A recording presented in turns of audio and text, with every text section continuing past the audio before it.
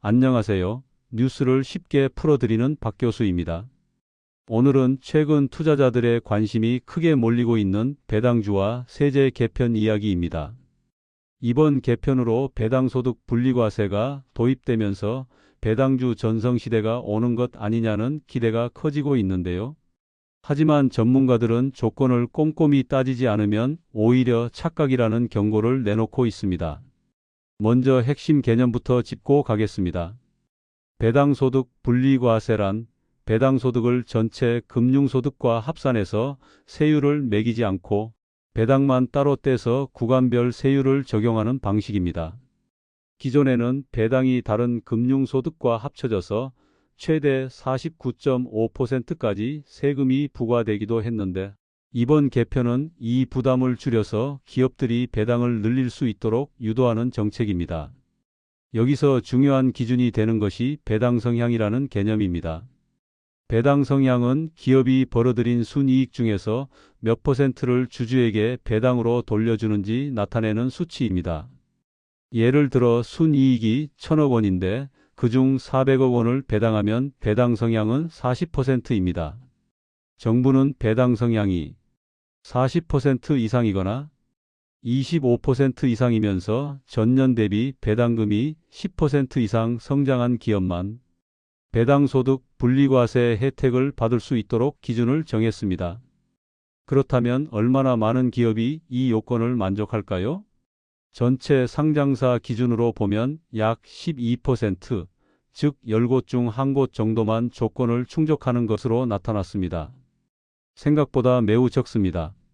실제로 40% 이상 배당 성향을 기록한 기업은 포스코홀딩스, GS리테일, 고려아연, LG유플러스, 현대엘리베이터, 교촌 F&B 등이 있고 25% 이상이며 배당이 10% 이상 증가한 기업은 한일시멘트, 현대오토에버, 우리금융지주, 카카오뱅크, 풍산, LG전자, 셀트리온, 삼성생명 등이 포함됩니다. 여기서 잠깐 또 하나의 주요 용어를 짚어보겠습니다. 총주주수익률 TSR이라는 표현이 나오는데요. TSR은 배당금뿐 아니라 주가 상승분까지 포함해서 주주가 실제로 얻는 총 보상을 뜻합니다. 따라서 기업의 주주환원 정책을 평가할 때 TSR이 높다는 것은 투자자에게 유리한 구조라는 의미입니다. 이번 개편의 세율 체계도 기존과는 다릅니다. 배당소득이 2천만 원 이하 14%, 2천만 원 초과 3억 원 20%, 3억 원 초과 50억 원 25%, 50억 원 초과 30% 세율이 새로 신설. 이렇게 구간별 차등 세율이 적용됩니다. 배당소득만 따로 분리해서 과세하기 때문에 고소득자일수록 절세 효과가 커지고 배당주에 대한 관심이 자연스럽게 커지는 구조입니다. 하지만 실제로 혜택을 받을 수 있는 기업은 제한적이라는 점이 계속 강조됩니다. 그 이유는 간단합니다. 전년 대비 배당금을 10% 늘리는 것이 말처럼 쉬운 일이 아니기 때문입니다. 기업의 실적은 매년 안정적인 흐름을 유지하기 어렵고 경기 변동에 따라 크게 흔들릴 수 있습니다. 따라서 배당을 매년 일정 수준으로 지속적으로 끌어올리는 것은 기업 입장에서 부담이 큽니다. 특히 금융업종은 고민이 깊습니다. 은행들은 주주환원을 위해 자사주 매입을 적극 활용해 왔지만 이번 제도 아래에서는 자사주 매입보다 현금 배당을 늘리는 방식이 필요합니다.